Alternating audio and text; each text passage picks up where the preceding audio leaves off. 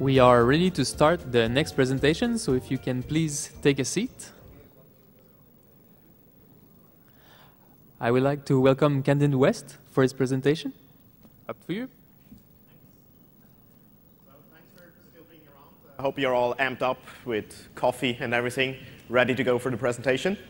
My name's Candid Wüest. I'm with Symantec in Security Response in Zurich. And this talk is not going to be about ATPs. It's not going to be about AMPs. It's about quantifying self. And I'll explain a little bit about what that actually means. So quantifying self is that kind of buzzword which keeps popping up since the Internet of Things being another buzzword there. So it basically means logging everything about your life, recording everything that you can, and for whatever purpose, and hopefully doing something good with it. So I recently did some research into different apps. I'm going to focus on health and fitness apps, and also those wearable devices. Some of you might have Fitbit Flex like that one. We actually go to that because I know a lot of you have some. And there's different aspects here about the information which is recorded, what it's done with the information, and obviously what could be misused with all those things that we have there. So if you look at the standard setup, we got on the left some kind of device. As I say, usually it's kind of a wearable device, those bracelets in all shapes. Now we got tons of watches coming as well, kind of smart watches. But we also have scales and other things. You could extend it to, as I said, Internet of Things, put your fridge, your toaster, or whatever. In the middle, you usually got some kind of secondary device, smartphone being the obvious one, but we also had laptops, normal desktop PCs as well, usually as a connection back to a cloud server, because cloud's pretty cheap, so store all the data there, get the aggregation, and then sort it. So that's the usual setup. You have some kind of new smart wearable device, which usually uses Bluetooth, low energy, does not have too much CPU power, but then uses the secondary device, the smartphone, to actually communicate with the internet. Of course, we've seen a few which do have Wi-Fi integrated as well. We have scales which have RJ45 plugs, so that's there as well, but that's the most common setup with those three entities. And as you can see, well, obviously, the risks are for all of those three stages and in transit of the data as well. So you could attack the device itself, the middle device, the smartphone, the cloud, and all of those transactions. So first thing I looked at is those apps. And I was checking out the top 100 health and fitness apps from iTunes. There's actually not that many more than that. So 100 seems low, but still, you cover all the bases there. Those are the apps like tracking where you run, so getting your speed, your GPS locations on the runs you do. A lot of calorie intakes, so what are you eating, healthy diet, and so on, how much water you drink. But also a few, let's say, esoteric ones, going to record your poo, luckily without the picture, but stuff like that. And there's a lot of fertilization or period trackers for women. There's sex activity trackers, which I don't know why you would use it, but stuff like that. So there's a lot of different apps. And in general, on average, each of these apps contacts 5 different domains. So meaning one is probably the cloud provider where it's storing the data in the end. Usually, since all those apps that I tested were the free apps, they usually have some kind of advertisement networks that they connect as well, being it Google, DoubleClick, whatever. But that's only 2, right? So there's a few more which they usually contact, and that's app analytics, crash analyzers, other networks, sometimes third-party applications for GPS tracking, getting the current weather. All those information is set in. But in total, we had a few which actually contacted 14 different domains.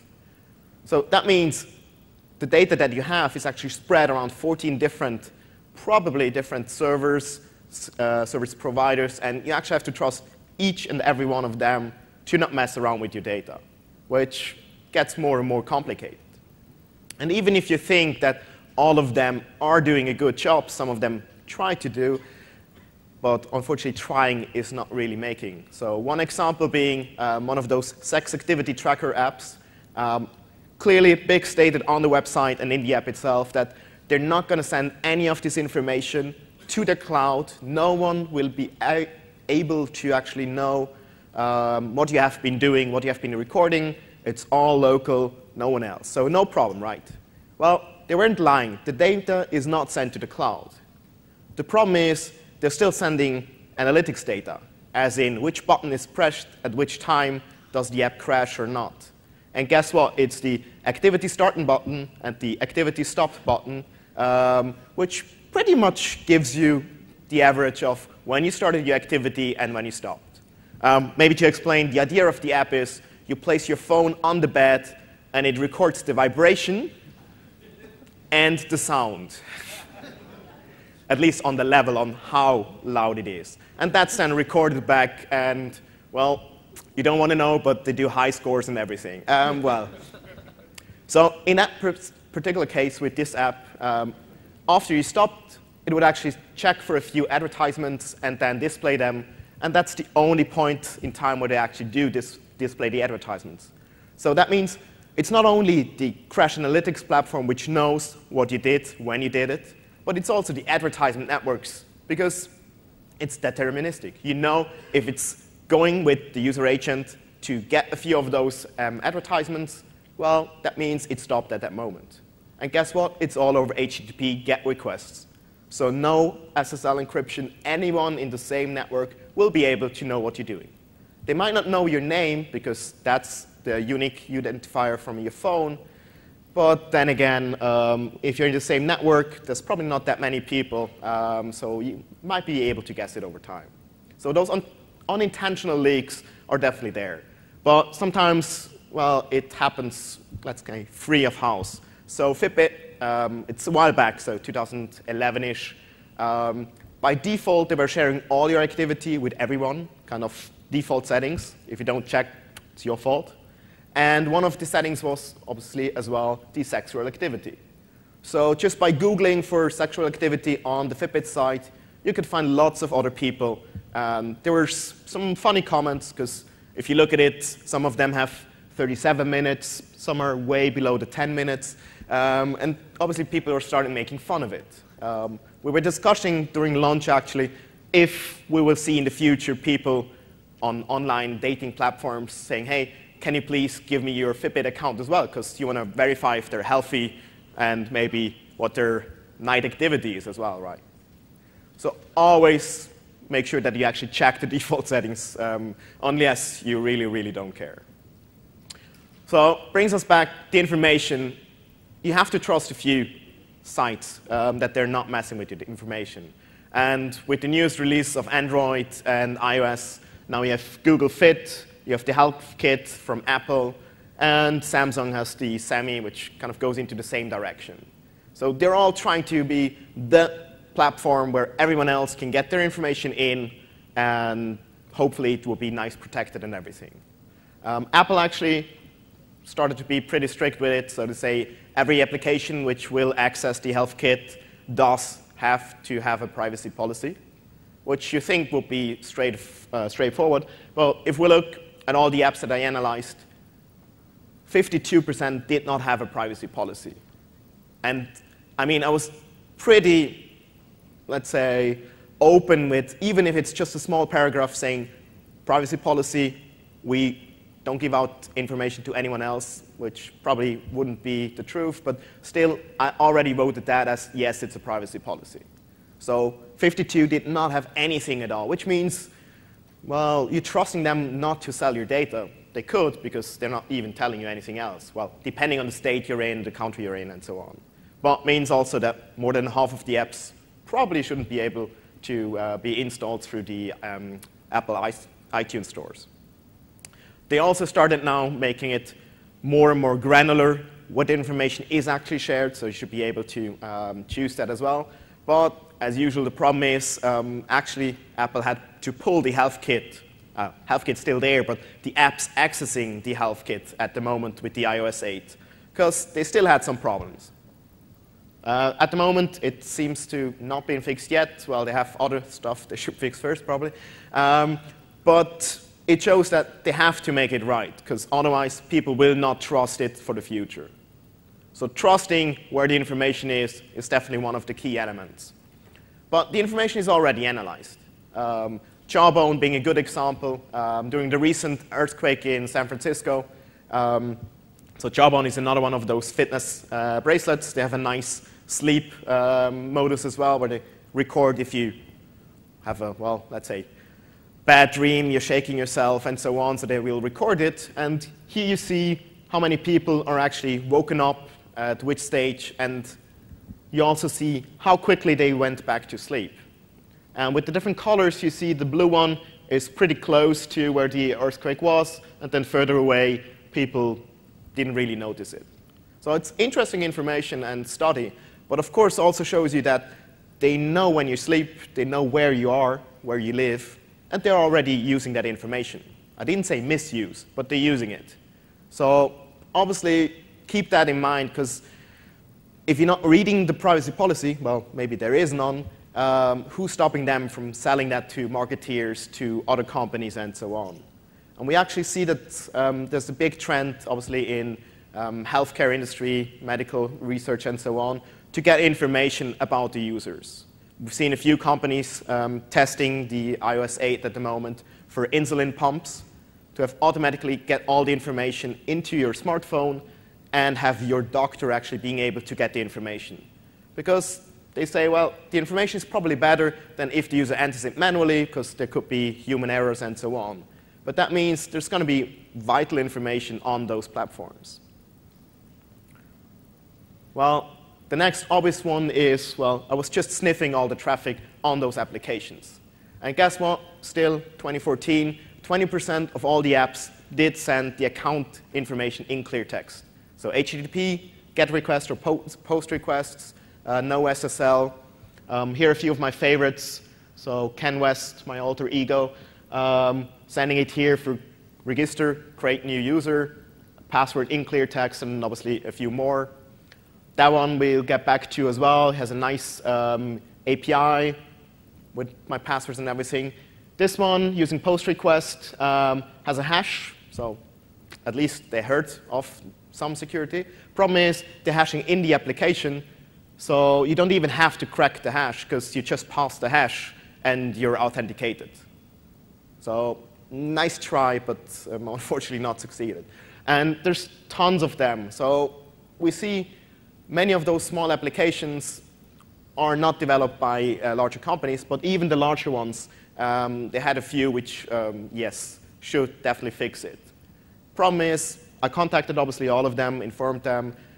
Only 2 responded and have fixed it so far. For the rest, I didn't even hear back.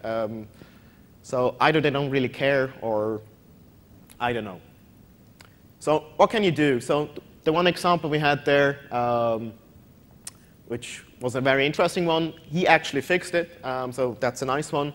But still, previous to that, his API there allowed unauthenticated access. So you don't even need a user session to connect to it. Just open up your browser, go to it, get user, that's my user ID there, and then you get a nice blob of data. And in that blob, just to get the stuff out, it's your name, email address, password. Here it's the hash and the salt, but still, hey. Birthday, photo.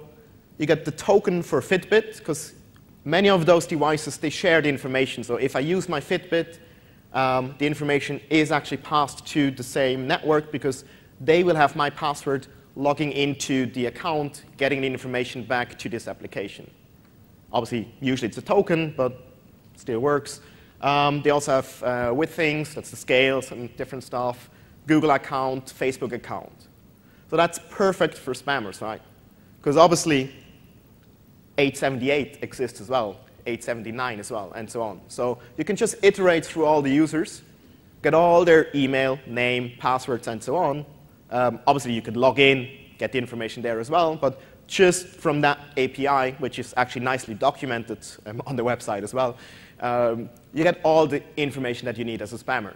You have a context, If you go back, you see you can give even some strings on, I'm still working on my weight loss and stuff, so putting kind of a goal to it, which obviously means just create, as a spammer, an email saying, hey, I saw you have the same problem. Yes, it's hard to tackle that. Here, this really worked for me. Please open that PDF. We all know it works, right? And keep in mind, with some of the tokens, didn't work with all of them, but some of them, you can actually access the social media account, because that's the whole idea of it, that after you did a 20-mile run, you can say, hey, I did a great job today, and it automatically posted on all your social media accounts. Well, what's stopping any spammer for sending out your whatever Viagra spam and sending it through the same account? So clearly, something that should be fixed. But there's other possible impacts that we see. So one, obviously, is the password reuse problem, right? We know users tend to use the same password on multiple devices for multiple services. So if you get it free by sniffing that traffic, well, you can use it to log into other accounts and probably do more mayhem with that. You can also generate costs for the persons. So there's a few of the apps which you can gain money, but you can also have to pay for it. For example, one is you set up your goal, let's say 3 times a week I want to go to the gym. If you manage to do that, they're going to pay you $1, $2 per week. If you not manage to do that, you actually have to pay $5. So you have to register with your credit card. That's all safely stored. Unfortunately, the account isn't. Unfortunately, when I log in and you set it up, you cannot change your mind. You have to do the week.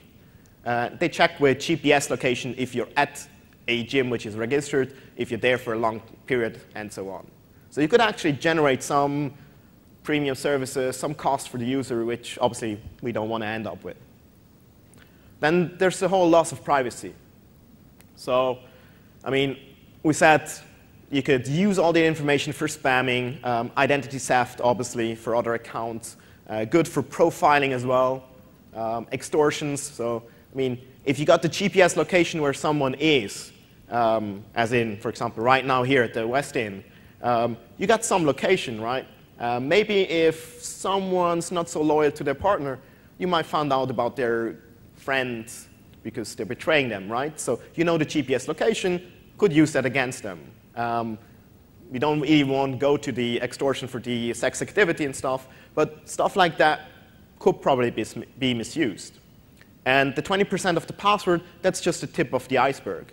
A lot of the apps actually send the password encrypted, but send all the activity in clear text. So you still know what they're doing, and since they're using a session, you can actually inject your own stuff as well.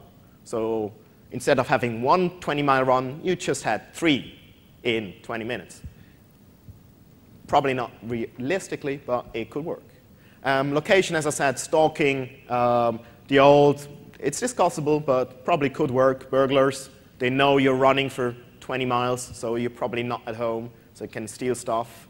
Kidnapping, if you're a really good target, you probably shouldn't use one of those fitness bracelets because everyone knows where you are. And corporate misuse, we've seen a few companies actually buying all their employees those fitness apps because you want to have healthy and fit employees. Problem is, you can also monitor when they're doing a break, if they're really lazy, if they're falling asleep on the desk, and stuff like that, which, depending on the country, is definitely illegal to monitor. But it's tough to actually prove that they're doing it for that, right? The integrity, as I said, you can actually modify and inject new stuff. We'll go into the rewards on the next slide. You can generate high scores, which can frustrate other people.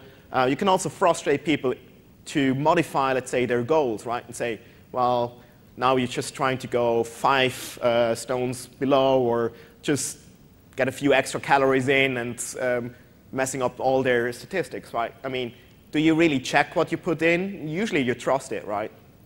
And you can delete the whole history. Well, most of them actually don't even allow to export the data, so once you're there, you're actually bound. It's a big question. And with the spam, I already said how to use it with the contextless spam, but you could also use it to create dummy accounts, because all of them usually have kind of their internal own social network platform, which can then be used to create other spam pictures and actually have someone copy stuff from one site to the other. So a whole range of possible things which could go wrong. And the reward thing is a lot of health insurance companies and others started actually now to give you rewards if you're using them. So if you're doing, let's say, twice a week gym for half an hour or 1 hour, you get reduced cost for your health insurance. So that's cool. It's even cooler because who said you have to actually go there, right? You can just fake it. Just inject small Python script every second day. Yes, I was at the gym, right? GPS coordinates, well, you can fake it. If you use an emulator for Android, use the Android application, fake the GPS coordinates, and there you go. It's very actually hard to get that right. And especially if they're sending it in clear text, you can just do whatever you want. So there's potential loss as well. But it's a huge booming market because everyone thinks that's the place to be and the thing to do. So that's the one thing on the application side that we did. Second one was nearly all of them are using Bluetooth Low Energy at the moment. So Bluetooth Low Energy or Bluetooth Smart got introduced with Bluetooth 4.0 2010. It's different than the Bluetooth that we used to know. So it says Bluetooth, but it's completely different. Well, completely, as in a different band and so on. It's using 40 different bands, 3 for advertisements, 37 for hopping. Unfortunately, it's a bit slower in frequency hopping, and with some other problems, you can actually, well, follow the frequency hopping pretty easily, so that's broken, which means you can listen into it. Most of them have the pairing broken as well. If you want to know more about it, can't go into the details, but Google up Mike Ryan. He did some very nice videos on how it's actually broken. And just think of it, most of the problems that we have is those devices, they don't really have a display. I mean, all they have is a small LED, usually giving you a battery indication. So you can't really have a PIN code typed in. So if you sync it, all they have to do is kind of saying, yes, I'm there at the moment. So you can actually replay that. You can reinitiate and so on. So that's one of the things we saw. It's not too good. Interesting enough, most of them started to implement data encryption on top of Bluetooth, because obviously they know Bluetooth is not so trusted. I say started now till last year. One of the bigger brands, don't want to mention it here, actually was sending it in clear text as well, so you could take over the device, even brick the devices, reset the devices, and obviously get all the information. Another thing is with the Fitbits, they have that feature that usually you have to have your USB dongle to connect to it and get the information uploaded. Well, you can use anyone else's Bluetooth dongle as well to update your information, which means if you pass close to my laptop, your information is passed through my laptop into the cloud. It's encrypted. We're not going to talk about how good it's encrypted, but it's passing my laptop. Do you want to have that? I don't know. But the thing I want to focus here is actually that they're easy to track as well. Bluetooth Low Energy has a nice idea of kind of privacy anonymity feature, so they can randomize the MAC address over time, making it difficult to do actual tracking, because Bluetooth, you can just sniff. Unfortunately, nearly no one is using it. So what did I do? Created a small sniffing device. It's classic Raspberry Pi, battery pack, Bluetooth dongle. Here you go for $75 or less.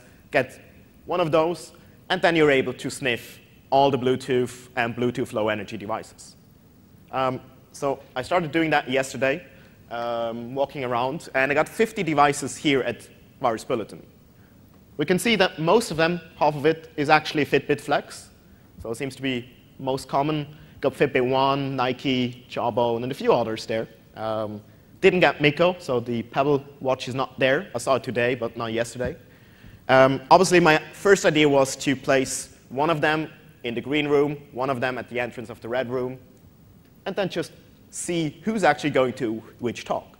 Of course, I don't know who you are, but I can track you. And after time, I might actually figure out who you are, especially if you're using kind of the Polar watch, which there were only, I think, 1 or 2, so it's a good chance.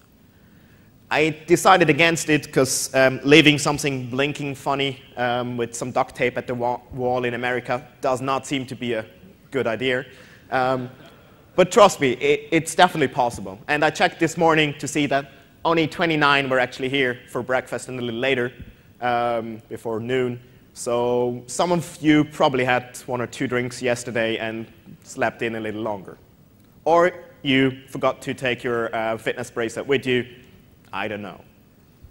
But you can start doing stuff like that. And we did another scan in Dublin for a mini marathon, where we used 2 locations to actually track kind of how fast are they, who's giving up between it, stuff like that, because we saw mini marathon, probably many people are running with them. And we got 563 devices as well. So you can actually use them to track it. And yes, you say, well, it's just a unique identifier MAC address. Who cares? You don't know who I am. Well, if you start using that together with a Wi-Fi sniffer, I might get your update on the password, so I know exactly who you are. I even got your password. And then you can also combine it, obviously, with the normal Bluetooth from the smartphone, which is usually enabled as well. I got 30 devices there, so Rita, Darren, Erica, Frank. So that's probably the name of the person. Not so sure about the big hairy bolo, but I assume it's a guy. I don't know. But already gives you the indications. And here's the different vendors. I just anonymized it. But it's pretty much the same as we had here. So don't want to pick on any of the vendors there. So you can combine the both ideas, and then you can actually have a pretty good profile of who's doing what. Some people, they do want your data to be leaked. So there's nice novelty idea that you actually paint something while running with your GPS and then gets uploaded. I choose that picture. All the others are actually penises and other stuff. That's how it started. But hey, at least they're running. So, well, they could be faking it, but it looks like they're actually doing activity. So in the end, conclusion is devices trackable. More than half of it don't have a privacy policy. 20% sending in your credit card, your credentials in clear text. And most of them spread your information to a ton of different providers. And you have to trust them. What can you do? Well, there's the usual thing, like turn off Bluetooth. Well, if you use it, it's obviously difficult. Use strong passwords. Look for privacy policies. So stuff like that that you can do. And we had discussion in a session earlier on. There's the I Am the Cavalry. It's kind of a grassroots initiative to talk to the vendors of those devices to make it better. They're pretty successful at the moment with the car industry. We're trying to do it, obviously, with other medical devices and so on. So that's probably something to go for. And with that, we're at the end.